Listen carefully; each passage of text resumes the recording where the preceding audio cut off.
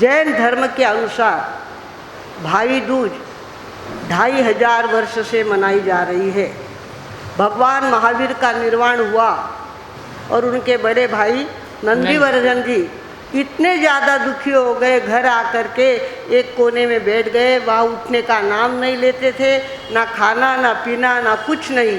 तब उनकी सगी बहन सुदर्शना, उसको पता चला कि मेरा भैया अपने भाई के वियोग से इतने ज़्यादा दुखी हो गया है, अब उसको मनाने के लिए मुझे ही जाना पड़ेगा। वो आई और उसने बड़े प्यार से अपने भाई को मनाया, अपने घर लेके गई और वहाँ जाकर भैया को खाना खिलाया। तब से जैन धर्म के अनुसार भैया दूज का महत्व अपने आप में एक विशिष्ट रूप से मनाया जा रहा है। इसी तरह से वैष्णव धर्म के अंदर ऐसा कहते हैं कि यमी के घर आया। वैष्णव मान्यता ऐसी है, यमी के घर अचानक आया। यमी ने अपने भाई की पूजा की, उसको थाली परोसी, अपने हाथ से खाना खिलाया और उसके बाद पान का बीड़ा अपने भैया को दिया। कहते हैं जो बहन पान के बीड़े के साथ भैया को खाना खिलाती है वो कभी विधवा नहीं होती, ऐसी उनमें मान्यता है। भागवनों कुछ भी हो, हमारे यहाँ भाई बहन का संबंध अपने आप में बहुत ज़्यादा विशिष्ट संबंध है। आज हमारे भाई नासिक से यहाँ पे आए हैं, भाई दूज समझ करके हर साल आते हैं और भाई दूज के दिन अपने भाई होने का नाता सिद्ध करते हैं। भगवानों, ऐसे तो सारे दुनिया भर के लोग हमारे भाई ही है, किंतु ख़ास तौर पर नासिक जिला और वहाँ के गाँव के लोग अपने आप को हमारा सगा भाई समझते हैं और इस तरह से यहाँ पे उपस्थित होते हैं। भगवानों कहते हैं, वैसे कहा गया है की पती पत्नीचं नातं हे संसाराच्या जात्यावर असतं। पती पत्नीचं नातं हे संसाराच्या जात्यावर असतं। गुरु शिष्याचं नातं भक्तीच्या पात्यावर असते।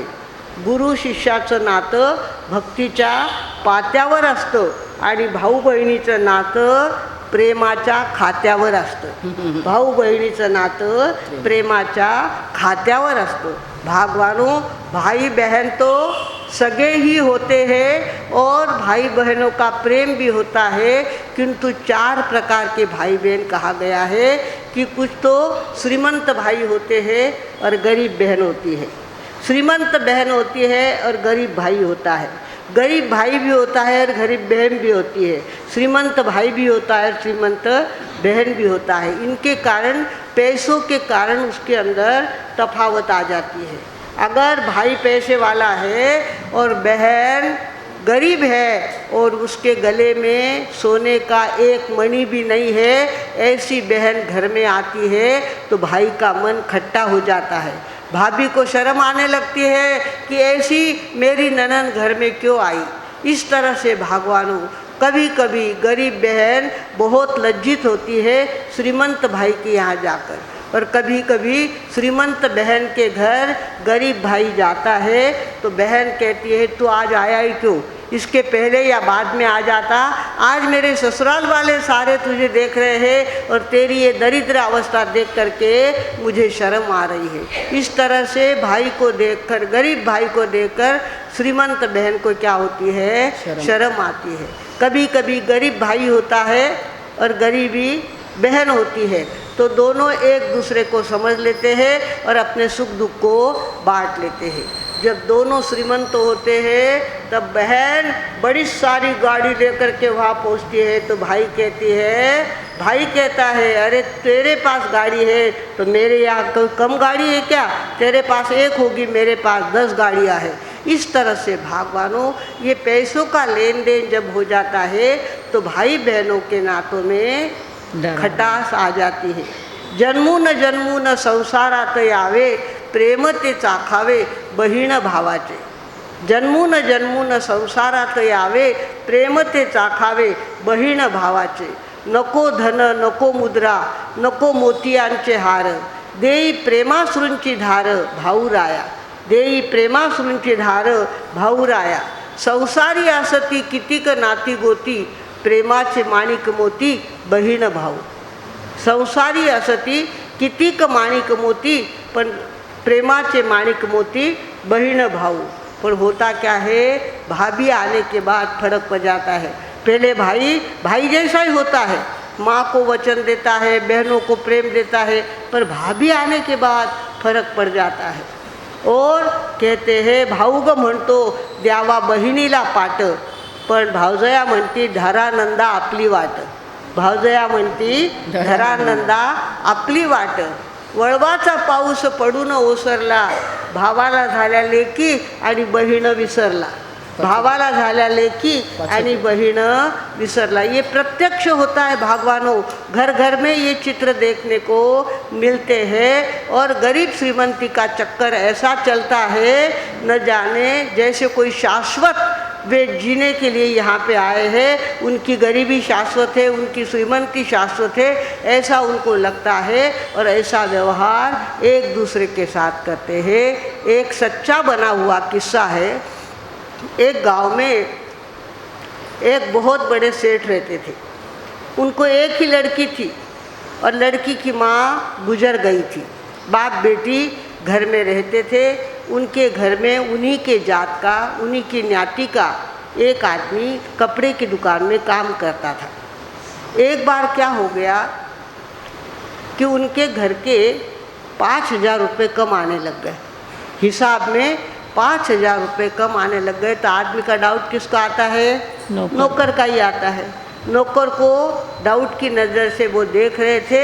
उनको लगा था कि शायद इसी ने कुछ लिया होगा, ऐसा ऐसा, पर बोला नहीं कुछ, खाली समझ लिया था बात को. दिन ऐसे तैसे चला. और दूसरे दिन जब नौकर, नाम क्या था उसका? माधव. माधव था. माधव सवेरे आया और झाड़ झूड़ करने लग गया.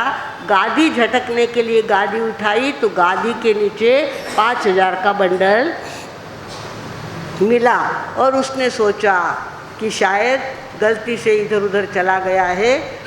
उसके मन में तो ये भी डाउट नहीं आया कि मेरे सेठ के मन में मेरे लिए डाउट आया होगा. वो उसको कुछ भी पता नहीं. उसने जा कर के अपने सेठ को कहा, सेठ साहब गादी के नीचे ये पैसे मिले हैं, ये आप रख लो. सेठ ने देखा मेरा नौकर इतना सत्यवादी, इतना खरा, और मैंने उस पर डाउट लिया. इसको तो गादी के नीचे, मैंने ही कल गादी के नीचे रखे थे, वो ज़्यादा आगे सरक गए, इसके लिए मिले नहीं, और मैंने इस पर डाउट ले लिया. एकदम मन में पश्चाताप हो गया. और उन्होंने सोचा कि मेरी लड़की अब उपवर हो गई है, शादी के लायक हो गई है. उसके लिए मैं न जाने कितने लड़के देख रहा हूँ. ये लड़का भी तो मेरी जात का है, मेरी न्याती का है, और इतना ईमानदार है. इसी के साथ अगर मैं मेरी लड़की की शादी कर दूँ तो कैसा रहेगा. उसने गांव के पंचों को बुलाया और कहा कि मेरे मन में ऐसा आया है कि घर में पैसे की कोई कमी नहीं है, और ये जवाई अगर मैं कर लूँ तो कैसा रहेगा. सभी ने कहा बहुत अच्छी बात है, एक गरीब का संसार बस जाएगा, गरीब का घर बस जाएगा, बहुत बड़ी बात है, आप तो ये बात पक्की रखो. और सेठ साहब ने क्या किया, अपनी लड़की की शादी उस लड़के के साथ कर दी. लड़के के साथ करने के बाद लड़की के मन में थोड़ा ईगो था, अहम था. मेरे बाप का है सब कुछ, ये सब मेरे पिता का है, इस तरह से उसके मन में विचार आते रहते थे. कुछ वर्षों के बाद पिता का देहांत हो गया. पिता का देहांत हो गया, उसके बाद तो ये लड़की अभिमान में फूलने लग गई. अरे ये तो इसके घर का तो झोपड़ा भी नहीं था, मेरे घर में इतना सारा 3 मंजिला मकान है हमारा, इतनी बड़ी दुकान कपड़े की है, सब कुछ मेरे पिता का है, सब कुछ मेरा है, ऐसा उसको लगता था. और उठते बैठते क्या करती थी, वो माधव का इनडायरेक्ट अपमान करती थी. तुमच्याजवळ काय होतं, तुम्ही तो कसे होते, अशा इस प्रकार वो बोलती रहती थी. पर ये सोचता था मैंने जन्म से ही गरीबी देखी है, मेरे नसीब में ऐसी बात थी, अब इसका सुनना जाऊँ तो कहाँ जाऊँ. और ये सुनाने बिना तो रहती नहीं है. दिन में 3-4 बार तो कुछ न कुछ परिस्थिति का बखान वो कर देती थी. मेरे बाप का है, मेरे पिता का है, मेरा है, इस तरह से कहती रहती थी। ऐसे करते करते एक बार क्या हो गया, ये भैया दूज का दिन आया।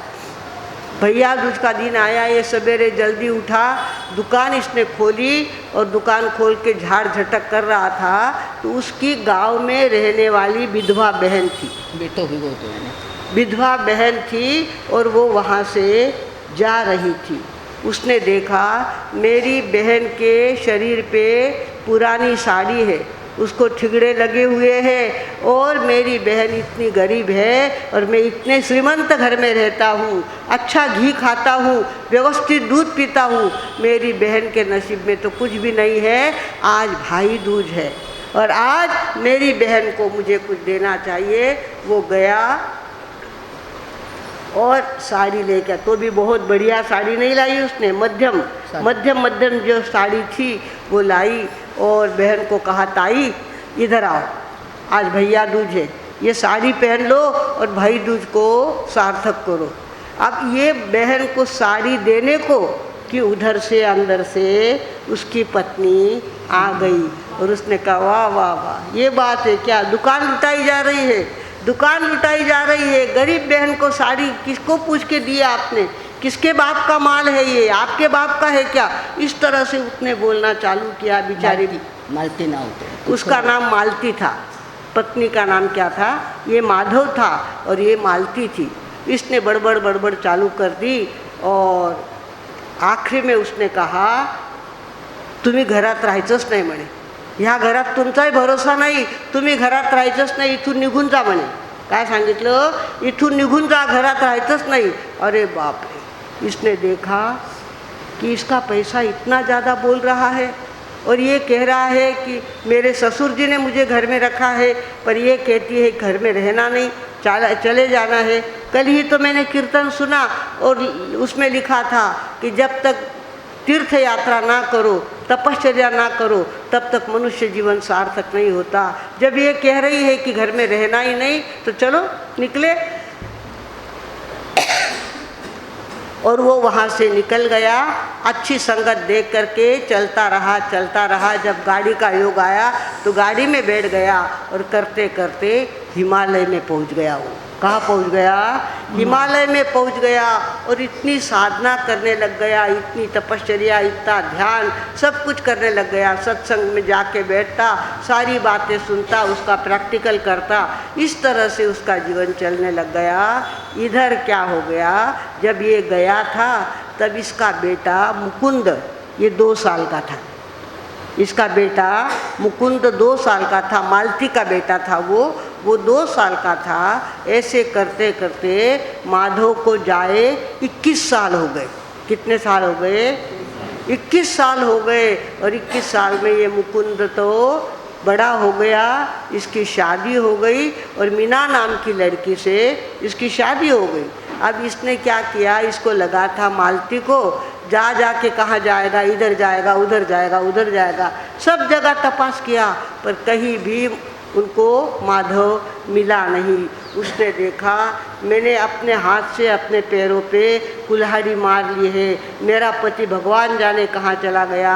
ये दोनों देखो कितने प्रेम से रहते हैं, मुकुंद और मीना, क्या एक दूसरे पर प्रेम लुटाते हैं, कितना प्रेम करते हैं, एक दूसरे की बातों को ढक के लेते हैं। और इस तरह से इनका प्रेम देखती हूँ तब मुझे मेरी गलती ध्यान में आती है। मेरा भगवान जैसा पति था और मैंने अपने मुँह से कह दिया मेरे घर में रहना नहीं, चले जाओ। वो चला गया, अब वो मिलता नहीं है, अब मैं क्या करूं। उसको इतना पश्चाताप होता था जिसकी कोई हद नहीं। धीरे धीरे उसका क्या हो गया, अफसोस के कारण खाना कम हो गया। शाम का खाना उसने बंद कर दिया। एक टाइम खाना खाती थी, एक टाइम का खाने में भी उसका खाने की मात्रा कम हो गई। करते करते 1 रोटी पे आ गई थी। 1 रोटी खाती थी और पड़ी रहती थी, अफसोस करती थी लगातार, माधव की याद, माधव की याद, माधव की याद। पर माधव मिलता नहीं कहीं, वो तो थे कहाँ चला गया। इसको तो सपना भी नहीं था कि मेरा पति हिमालय में गया होगा। 1 मिनट देखिए, आपका कड़च है ना वैसा ही रखो, अभी उसके अंदर डालो मत, बहुत आवाज़ आ जाती ना, इसलिए सुनील संतोष भैया आवाज़ आती है उससे। हाँ, उसके सारे थोड़ी देर के बाद व्याख्यान होने के बाद आप उसके अंदर डालेंगे जी। गौतम लब्धि निधि गौतम निधि के कलश है और 7 तारीख को इनका बड़ा कार्यक्रम होने वाला है। असल कल ही होने वाला है, भाऊजी तक सब रुके थे और कल इसका कार्यक्रम होने वाला है। इसकी जानकारी आपको बाद में देंगे। तो भगवानों, ये एक रोटी पे आ गई, खाना बिना कुछ भी अच्छा नहीं लगता था, कहीं उसका मन नहीं लगता था, लगातार माधव की याद आती रहती थी।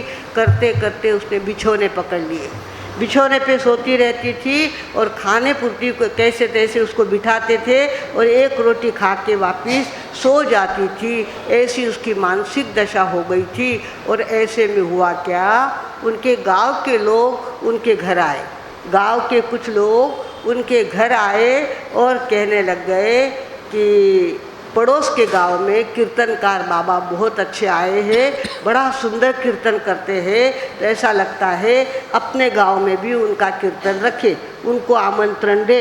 ऐसा लगता है पर अपने गांव में आपके सिवा कोई किसी का घर इतना बड़ा नहीं है, तो आपके घर में अगर उनके सोने की व्यवस्था की तो चलेगा क्या, आपको पूछने के लिए आए हैं। अब तो वो इतनी ज़्यादा अफसोस से भरी हुई थी, उसने कहा अरे इसमें कौन सी बड़ी बात है, अगर कीर्तनकार बाबा हमारे घर सोने के लिए आए तो बहुत अच्छी बात है। माधव ने उसने बेटा कौन था उसका, मुकुंद ने अपनी माँ से पूछा और उन्होंने हाँ भर दी।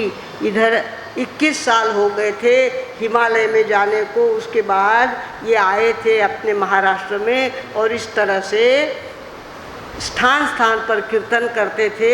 उनके साथ के लोग भी कीर्तन करते थे, वो भी कीर्तन करते थे और इतनी सारी दाढ़ी बड़ी हुई, हाथ में कमंडलू, रुद्राक्ष की माला गला में, भगवे कपड़े पहने हुए, इस तरह से वो साधु उनके कहाँ पहुँचे, घर में पहुँचे। साधु और साधु का ग्रुप उनके घर में पहुँचा तो टिमटिमाती आँखों से मालती ने देखा और उसको ध्यान में आ गया। कहा मुकुंदा हेस तुझे बाबा, क्या कहा, मुकुंदा हेस तुझे बाबा।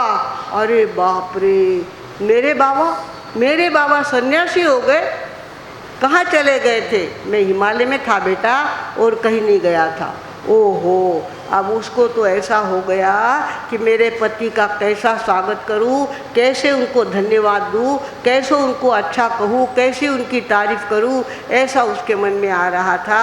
उठ के बैठी और खाट के नीचे उतर रही थी। खाट के नीचे उतरा नहीं जा रहा था, आजू बाजू से बेटे और बहू ने पकड़ा, तब वो नीचे उतरी। नीचे उतरकर घुटने के ऊपर बैठकर पति के पैरों पे अपना माथा रखा। अपना माथा रखा तो उठाने का नाम ही नहीं ले रही वो। तो बेटे ने कहा मम्मी बहुत हो गया अब दर्शन, उठ जाओ। कहाँ उठती हो? फिर लोगों, बहू ने कहा, बेटे ने कहा, सब ने कहा, पर उस उठने का नाम ही नहीं ले रही वो। उसने देखा कि उनके पैरों पे माथा रख करके उसके शरीर के प्राण ही उन्होंने पैरों पे छोड़ दिए। और जब लोगों ने देखा कि अरे तो ये तो निष्प्राण हो गई है, इसके शरीर से प्राण निकल गए हैं, सबको बड़ा अफसोस हुआ। इसको भी बहुत बड़ा अफसोस था कि मैंने अपने मुंह से कहा था निकल जाओ मेरे घर से। पैसे के अभिमान में मैं बोल रही थी, पर पता चला कि आदमी जब घर से चला जाता है तो बिना आदमी के घर कैसा श्मशान जैसा हो जाता है, इसका मुझे अनुभव आया। और मैं उसके बाद चाहे जितना अब पछताए हो तो क्या, जब चिड़िया चुग गई खेत, अब होता क्या था, उसने आखिर प्राण छोड़ दिए भगवानों, पर वो मज़ा वापस उसकी ज़िंदगी में आया नहीं, वो आनंद आया नहीं। क्यों आनंद आया? श्रीमंत और गरीबी का भेद। ये गरीब का लड़का था ना और ये श्रीमंत घर की लड़की थी, दोनों के बीच में इतना ज़्यादा तफावत आ गई थी पैसों के कारण से। ऐसी तफावत आ गई थी कि सब बाकी बातें भुला दी गई और खाली श्रीमंती याद उसको रहती थी। इस तरह से भगवानों, कभी कभी श्रीमंत भाई गरीब बहन, गरीब भाई श्रीमंत बहन, दोनों गरीब दोनों श्रीमंत, इस तरह के नाते जमते रहते हैं। पर ध्यान रखना चाहिए, चाहे जैसे कुछ भी हो, पर भाई बहन के नाते में जो एक पवित्रता होती है वो दुनिया में कहीं नहीं मिलती। भाई कहने के बाद सारी बातें गौड़ हो जाती है।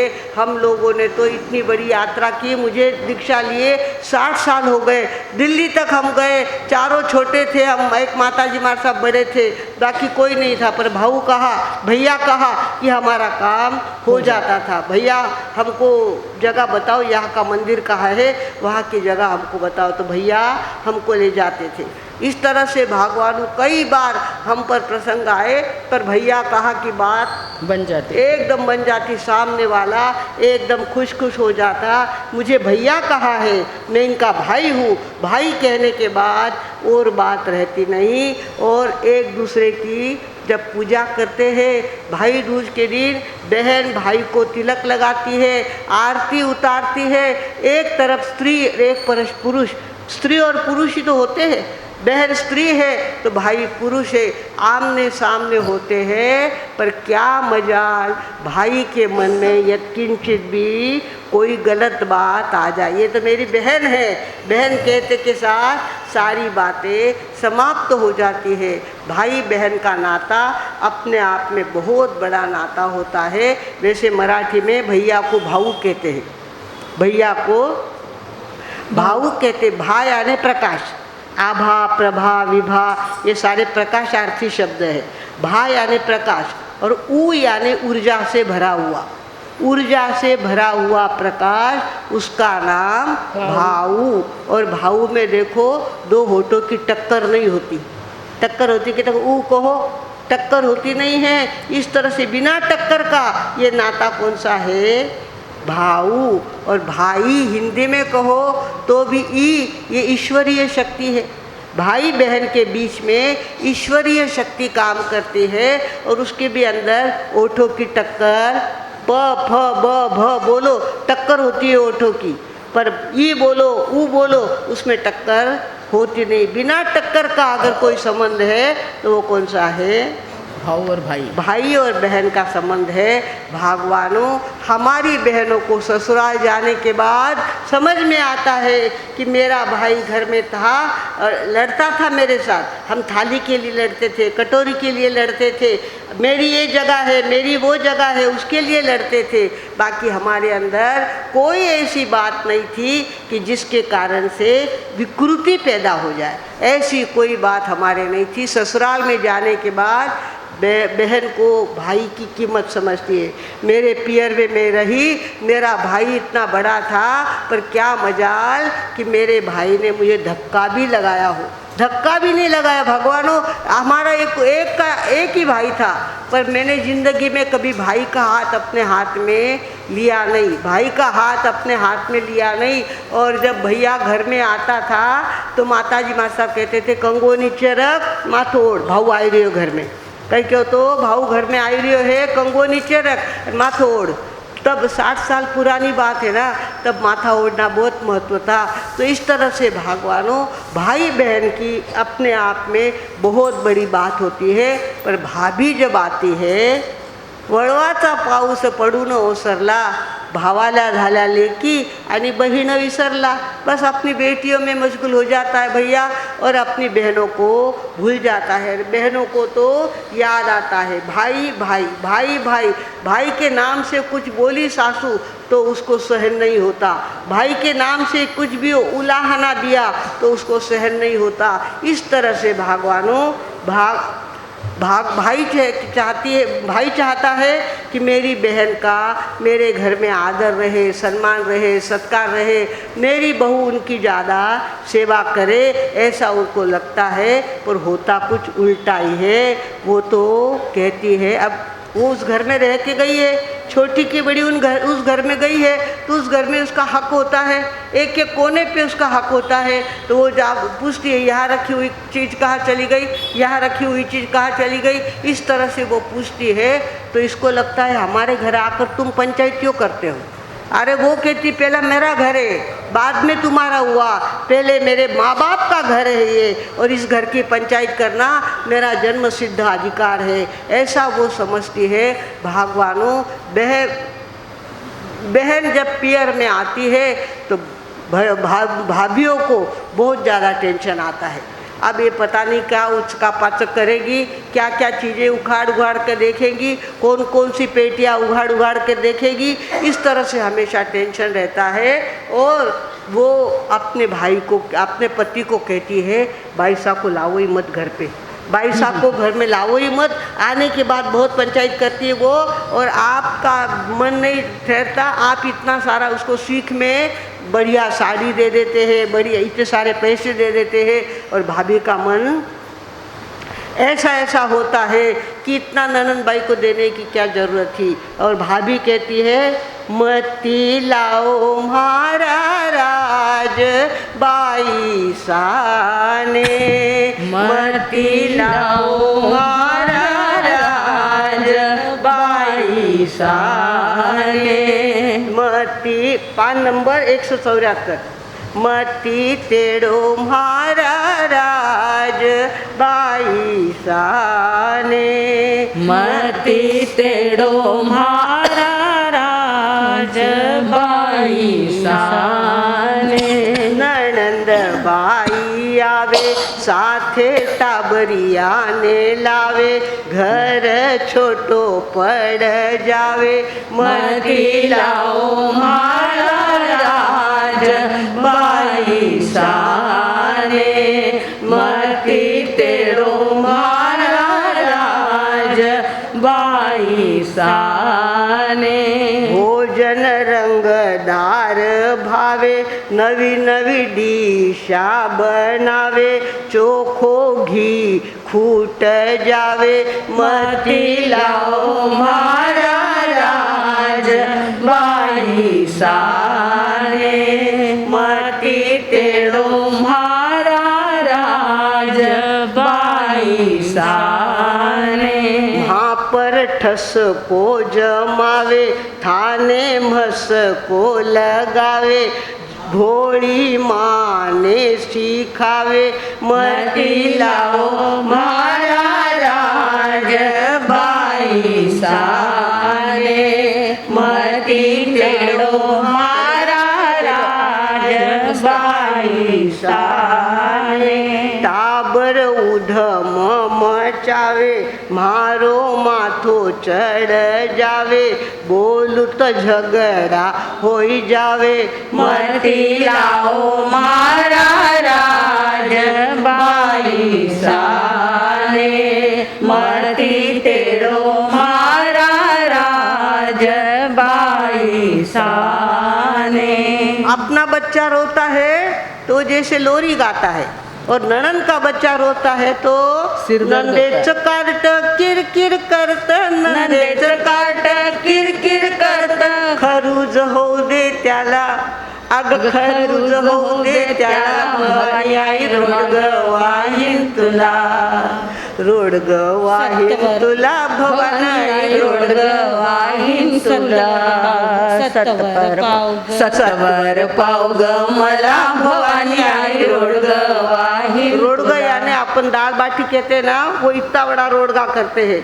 रोड के आटे को अग्नि में सेक कर उसका रोडगा बनाते, उसको रोडगा कहते हैं। तो भगवानों, हमारी भाई भाभिया घर में आ जाने के बाद आई बापाच्या राज्यात खाल्ल्या ग दुधावरच्या साई, आई बापाच्या राज्यात खाल्ल्या ग दुधावरच्या साई, भाऊ भावजयांच्या राज्यात टाक घेण्यास सत्ता नाही, भाऊ भावजयांच्या राज्यात ताक घेण्यास सत्ता नहीं। माँ बाप के राज में आते आते चम्मच निकालना और पूरी मलाई निकाल के खा जाना। माँ बोलती थी, आग सगड़ी मलाई खाएगी कि तू, तो भी लगता नहीं था, यहाँ कुछ नहीं होता था, माँ के शब्द थे वो। और अब भाभी ने पूछ लिया कि छाछ इतनी थी, इतनी कम कैसे हो गई, तो गए काम से। अरे बाप रे, मेरे पे डाउट ले लिया क्या, हो गया काम। इस तरह से भाई और भाभी और माँ में बहुत फर्क पड़ता है। और पियर का और माँ के साथ का गया हुआ वो जीवन अपने आप में बहुत बहुमूल्य होता है। भागवानों, सब नाते तो नाते ही होते हैं, पर भाई बहन का नाता अपने आप में बहुत पवित्र नाता होता है। ये हमारे सारे भाई आए हैं, जिंदगी भर इन्होंने हमारा ध्यान रखा है, हमारी सेवा की है, हमारे साथ गोचरी में चले हैं, न जाने क्या क्या बातें की है, पर इनके मन में हमारे प्रति जो बहन के भाव है उसकी कोई कीमत नहीं, उसकी अनमोल कीमत है। भागवानों, भाई बहनों का नाता अपने आप में बहुत ऊंचा होता है, पवित्र होता है और उसके अंदर बहुत बड़ी शक्ति होती है।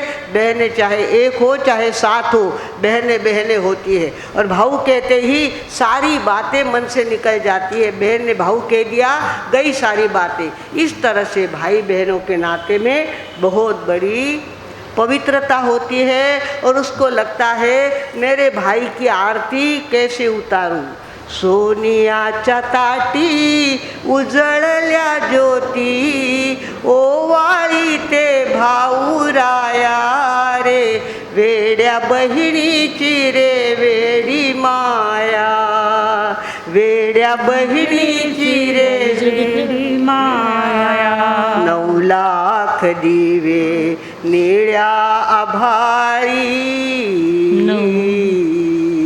9 लाख दिवे निळ्या आभाळी, वसुधरा माई चंद्रा ओवाळी, चंद्र वासुरेला सखारे भेटला, पाठीशी राहू दे छाया रे, वेड्या बहिणीची रे वेडी माया। सोनियाच्या ताटी उजळल्या ज्योती, ओवाळी ते भाऊराया रे, वेड्या बहिणीची रे वेडी माया।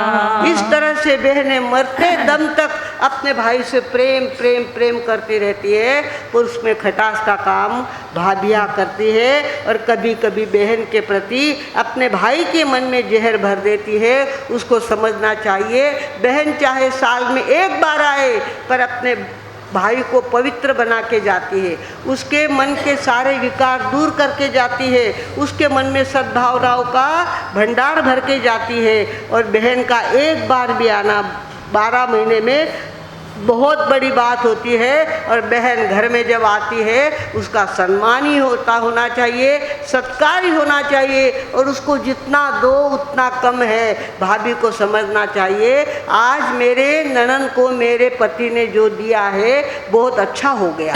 ऐसा हर भाभी को चाहिए, जो अच्छा हो गया ऐसा कहना। इत तो क्या नहीं दियो, वो नहीं दिया आज तो नहीं चाले, आज तो कहीं लगे थानी बेन आई कथी एड़ा उजाओ, थानो सगड़ो उठे लुटा दो, थानो घर लुटा दे उठे, इस तरह से बोलते हैं और अपने पति के मन में बहर के प्रति जहर भरती है।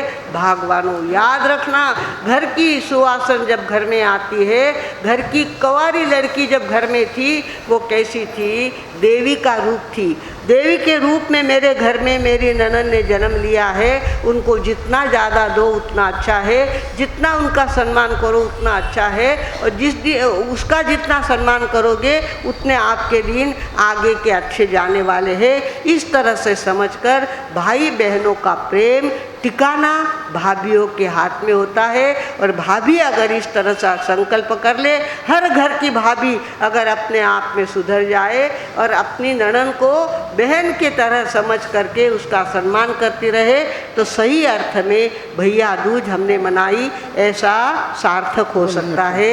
आज भाई दूज है, भाई दूज के दिन सारे भाई, आज हम धुलिया में थे और वहाँ पे ऐसा तो बहुत बड़ा लंबा चौड़ा बखान बांटा था मैंने धुलिया के अंदर। तो वहाँ के सुवालाय जी बापना हमारे पास आए और कहने लगे, मार साहब थे इतो मोटो बखान बाचो, अब माँ भाया ने थाने कही देवनो। क्या पूछा? माँ भाया ने अबे थाने कही देवनो। मैं कहा देखो साहब, हमको तो कुछ नहीं चाहिए, हमने तो ये बाना पहन लिया है, उस दिन से सब कुछ रोटी के अलावा कुछ मांगने का हमारा सवाल ही नहीं पैदा होता। पर धुलिया जैसा जिले का गांव है, यह थानक बहुत छोटा है और आधे थानक तो पिछवाड़े के गली की बात आती है, और ऐसे धुलिया जैसे गांव में बड़ा थानक होना चाहिए। तुरंत सुवालाजी बापना कलेक्शन के लिए निकले और 3 लाख का कलेक्शन लेके आ गए। 3 लाख का कलेक्शन लाए और आजू बाजू के घरों में कहा इतने थानो घर बेचता असल तो मान लेवने तैयार है। सब कहने लगे हमारा रहता घर हम कैसे बेच डालेंगे, हम नहीं देने वाले। सब ने मना कर दिया। बेचारे सुवाला जी विचार करने लगे अब गांव के बाहर थानक बना के क्या करेंगे, बहू बेटियाँ कैसे रात को वहाँ पे जाएगी। इस तरह से विचार कर रहे थे। उसमें हमारा चौमासा वहाँ पे चल ही रहा था। तो हमने 7 दिन के 7 सप्ताह किए वहाँ, 7 दिन के खड़े सप्ताह। हमारे गणेश जी मार साहब खादीधारी, उनका संस्कार था कि सप्ताह करना तो खड़े खड़े सप्ताह करना। तो कुंवारी लड़कियों का सप्ताह, कुंवारे लड़कों का सप्ताह, सौभाग्यवती बहुओं का सप्ताह, सासुओं का सप्ताह, ऐसे हमने 7 सप्ताह वहाँ पे किए। और ऐसा नदी के किनारे हमारा अग्रवाल भवन था, वहाँ को हमको उतारा था चौमासे के लिए। थानक बहुत छोटा था इसके लिए। और आधी रात को देखो तो मूसलाधार बरसात, और ऐसे बरसात में लोग पति पत्नी का भी सप्ताह हमने किया था। तो लोग स्कूटर पे आते थे इतने बरसात में, और इतनी बरसात हुई। वो खानदेश था, ढाबे के घर वहाँ होते हैं, सबके घर क्या होने गए, गहने लग गए, झड़पने लग गए। तो आ करके सुवाला जी को कहने लगे भाऊ थान देवना जितना पैसा दो, मानो घर एक दारू ठेल्यो, मानो घर आखो गळण लाग गए, सगळी मानी गाजा गळी लवल्ली उगी है, सगळा कपड़ा वल्ला उगाए थे, मानो घर ले लो। इस तरह से आजू बाजू के लोगों ने घर देते गए और हमारे सुवाला जी उस घर को लेते रहे। इतना बड़ा सारा थानक। हमारा हीरालाल जी साहब ओस्तवाल थे इंजीनियर, उन्होंने सारी फ्री सेवा दी और जैसा कहा वैसा आजू बाजू में चारों तरफ से खुला। ऐसा थानक वहाँ पे बड़ा सारा थानक आज बन गया है। भागवानों कभी कभी करने से होता है, केल्याने होता है रे, आधी केलेची पाहिजे। इस तरह से धुलिया का थानक हुआ था। उसके पीछे भी भाई दूज का ही इतिहास था। इसके लिए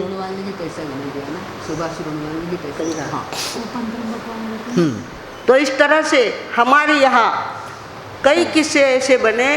जो कहा कि जो भाई बहन के घर जाकर के भोजन नहीं करता भाई दूज के दिन, उसका 12 महीने का सारा पुण्य खत्म हो जाता है। ऐसा हमने कहा होगा मालेगांव के व्याख्यान में। तो वहाँ सोपान त्रम्बक वाणी, वहाँ लाड सिक्के वाणी बहुत रहते हैं मालेगांव में। तो सोपान त्रम्बक वाणी व्याख्यान हुआ और सीधे उठ के कहा चले गए, झोड़गा नाम का गांव है, वहाँ पे चले गए और अपनी बड़ी बहन को कहा, 7 साल से वो बोल नहीं रहे थे, भाई बहनों में बातचीत नहीं थी। और वो एकदम से गया और कहा ताई वाड़ माला तुझे हाथ। भाई बहन के हाथ का भाई नहीं खाता, उसका सारा पुण्य खत्म हो जाता है। ऐसा लिखा हुआ हमने लोगों को सुनाया था।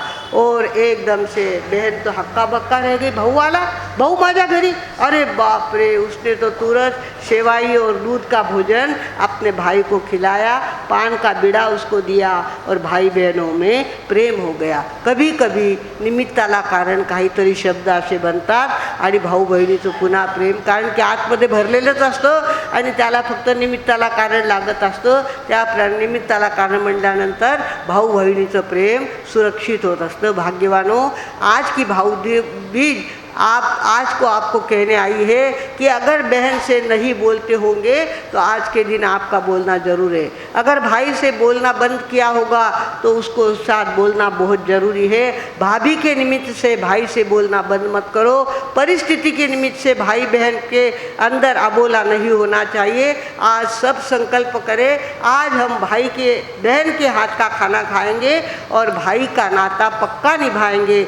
ऐसा सभी संकल्प करेंगे और सच्चे भाई बहन बनेंगे तो निश्चित रूप से इस जीवन में तो शांति मिलेगी ही, अगले जीवन में भजन था मेरे अनंत सुख न मुझे नहीं रहेगा। गीत रह गया हमारा। हाँ पचे ये रे भाऊ राया भाऊ बिजेला, ये रे भाऊ राया भाऊ विजेला, हाचा तुझा म्हणतो आई मामा कान आला ग, भाचा तुझा म्हणतो आई मामा कान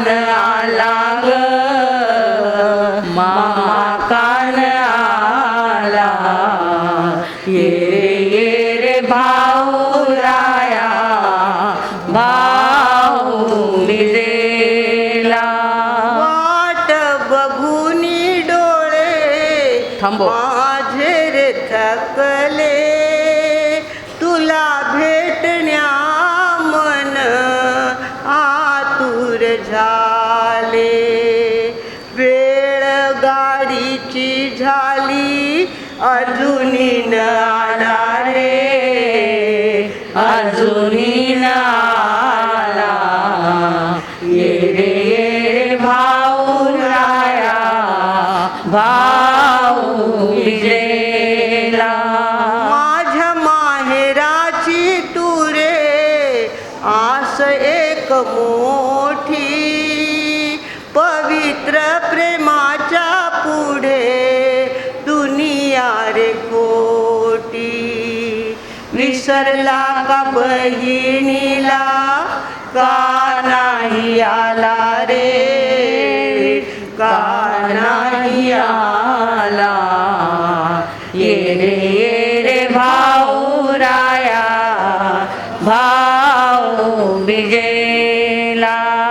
वहिनीच्या नादात विसरला मला रे, लेकी झालं नको आता बहीण तुला रे.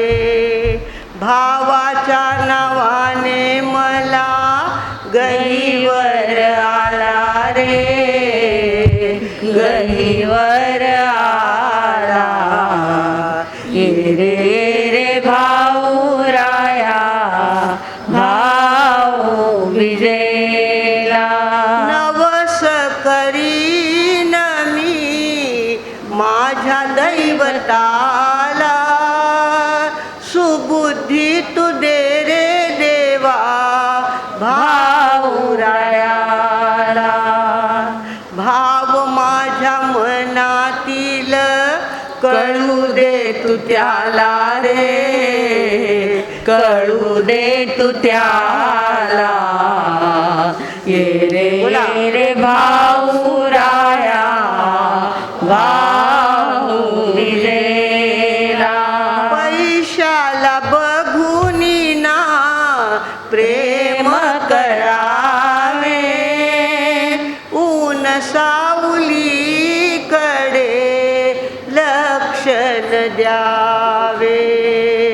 प्रीतीची रीत ही आवडे देवाला रे, आवडे देवाला.